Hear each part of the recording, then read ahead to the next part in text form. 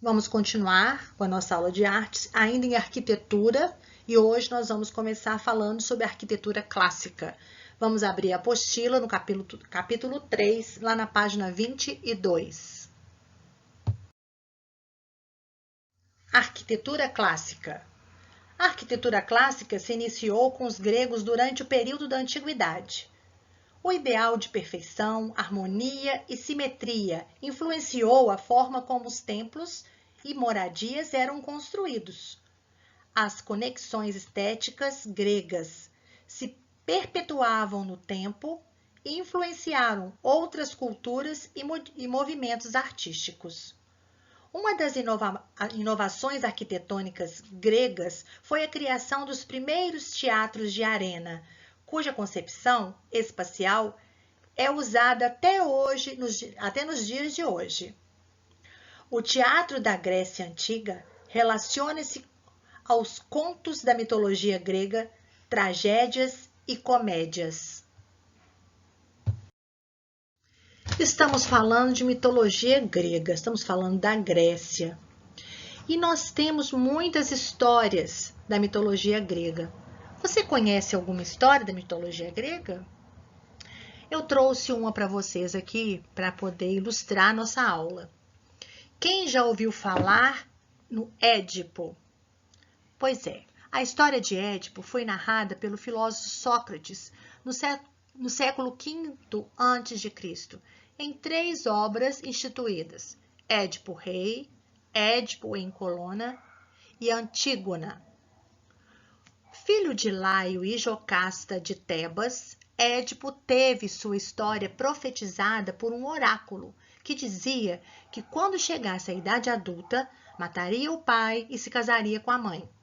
Seu pai, Laio, horrorizado, mandou que o filho fosse abandonado em um bosque, com as tornozeleiras amarradas por uma corda. A criança foi encontrada ainda viva por um pastor que a levou para o Corinto, sendo adotada posteriormente pelo rei Políbio. Quando adolescente, Édipo conheceu sua profecia e, acreditando ser filho de Políbio, fugiu para escapar de seu destino. Em sua jornada, encontrou um velho acompanhado de vários servos. Ao se desentender com ele, matou-o sem saber que era Laio, seu verdadeiro pai. Voltando para Tebas, Édipo encontrou a cidade desolada, com uma esfinge às portas, que propunha aos homens um enigma, que caso não fosse corretamente decifrado, ela os devoraria. A rainha da cidade, Jocasta, mãe de Édipo, revelou que se casaria com quem libertasse a cidade dessa esfinge. Édipo a decifrou e acabou se casando com a própria mãe, realizando a profecia. De vez em quando a gente usa a expressão assim, complexo de Édipo.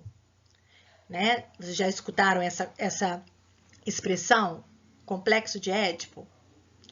Procurem saber o que é e me falem depois.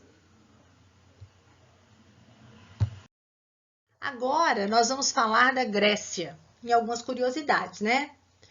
A arquitetura clássica refere-se especialmente à arquitetura grega, desenvolvida na antiguidade, e posteriormente às concepções arquitetônicas que foram estruturadas com inspiração na Grécia Antiga, com a arquitetura da Roma Antiga, do Renascimento e do Neoclassicismo. Vamos ver então. A arquitetura grega dedicou-se a organizar o espaço urbano, pois, diferentemente da época em que a principal importância era dada aos templos, agora as polis, que são as cidades, eram os espaços públicos nos quais foram incorporados os espaços religiosos.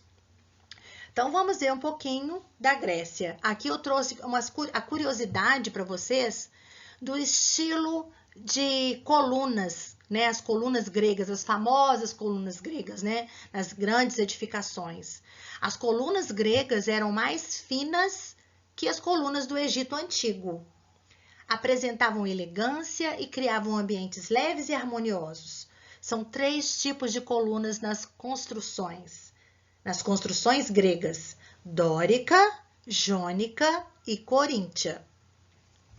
Os gregos aplicavam as mesmas normas de simetria e proporções ideais nas construções e nas esculturas, com o mesmo ideal de beleza, normas de proporção e harmonia com que esculpiam, também construíam seus templos, que tinham a função de abrigar as estruturas dos deuses.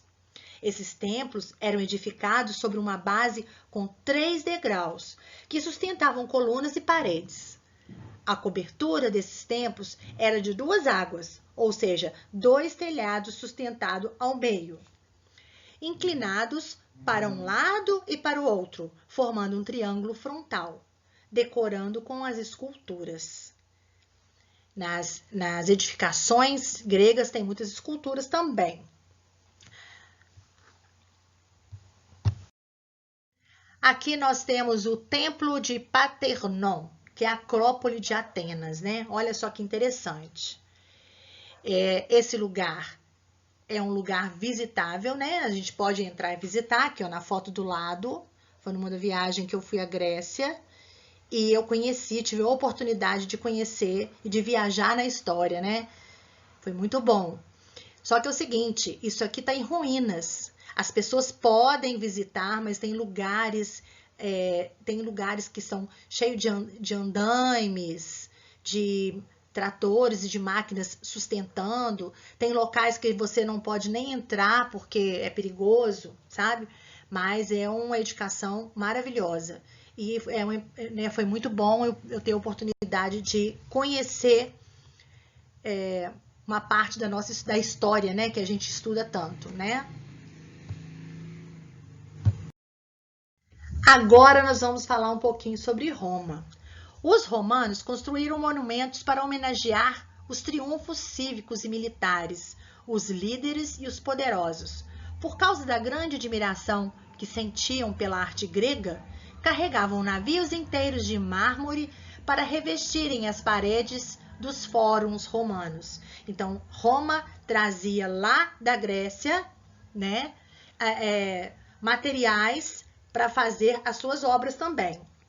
As primeiras realizações artísticas em Roma foram etruscas, como o Templo de Júpiter na coluna de Capitólio. Os romanos gostavam de templos, palácios e casas grandes e suntuosas. Construíam termas, anfiteatros, circos, teatros, igrejas, pontes, estradas e arquedutos, que caracterizavam o pensamento urbanístico. Era um povo com espírito prático, embora muito da cultura tenha se inspirado nos gregos.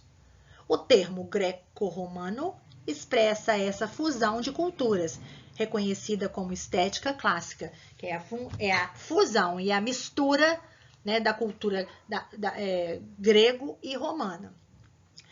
Aqui nós temos o Coliseu, e eu procurei aqui, e nós vamos fazer uma visita ao Coliseu acessando esses 2 links.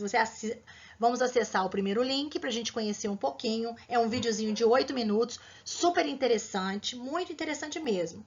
E depois, esse segundo link é de um arquiteto, um jovem arquiteto passeando, né, pela Grécia e fez esse vídeo super interessante também. Pequenininho, esse vídeo tem 4 minutos só. Mas entrem, acessem para vocês conhecerem, que é muito interessante. Panteão na Roma e na Itália, né? Outra característica da arquitetura romana foram os tetos em domo, ou seja, o teto que se abria no centro para que se vissem as constelações. Esse tipo de construção não era conhecido pelos gregos, nem pelos egípcios. Isso era uma coisa romana mesmo, né? Os arquitetos romanos usaram as formas gregas, mas desenvolveram novas técnicas de construção, usando o arco e a abóbada, herança dos etruscos. Foram pioneiros no uso do concreto, o que lhes permitiu abrir espaços fechados sem a necessidade de colunas internas de sustentação. Isso foi a inovação, né? E esse teto também, muito interessante, o teto em domo. os aquedutos são outros exemplos da praticidade nas construções romanas. Grandes arcos apoiados em pilares cravados nas rochas. Os aquedutos proporcionavam abastecimento das cidades antigas com águas, originária de colinas e montanhas, a mais de 80 quilômetros de distância. Hoje em dia, os aquedutos continuam a fornecer água a outras vilas.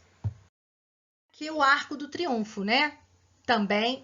Esse também é de Roma. Os Arcos do Triunfo eram conhecidos após vitórias e batalhas, para simbolizar e homenagear o triunfo do exército romano e seus imperadores. Só que é o seguinte, no Arco do Triunfo tem várias esculturas, tá vendo? Olha, aqui tem várias esculturas. E no arco, eles são colocadas o triunfo daquela época. Então, aqui conta, nesse Arco de Triunfo tem a história, né? Tá contando a história aqui através dessas esculturas. E é muito interessante. Esse Arco de Triunfo aí é o Arco de Constantino, que está em Roma, na Itália. No fim do século XVIII e início do século XIX, surgiu um novo movimento artístico na Europa, denominado neoclassicismo. A cultura greco-romana foi fonte de inspiração e direcionamento estético desse movimento. A arquitetura neoclássica teve como base modelos de construções gregos e romanas, somados aos elementos da arquitetura renascentista. Interessante observarmos que no Brasil existem vários edifícios neoclássicos como o edifício que abriga o Centro Cultural do Banco do Brasil em Belo Horizonte, Minas Gerais, e o Solar dos Marqueses, no Rio de Janeiro, entre outros. Aqui esse é o Panteão de Paris, na França, que é um templo dessa arquitetura, né, da arquitetura neoclassicista. Para casa, mandar pelo Seduca. Leia atentamente e manda pelo Seduca. Aqui eu dou fim à nossa aula gravada, porque a atividade de aula vai ser feita em aula e mandar até às 14 horas. Até a semana que vem. Fiquem com Deus e um beijo no coração de cada um.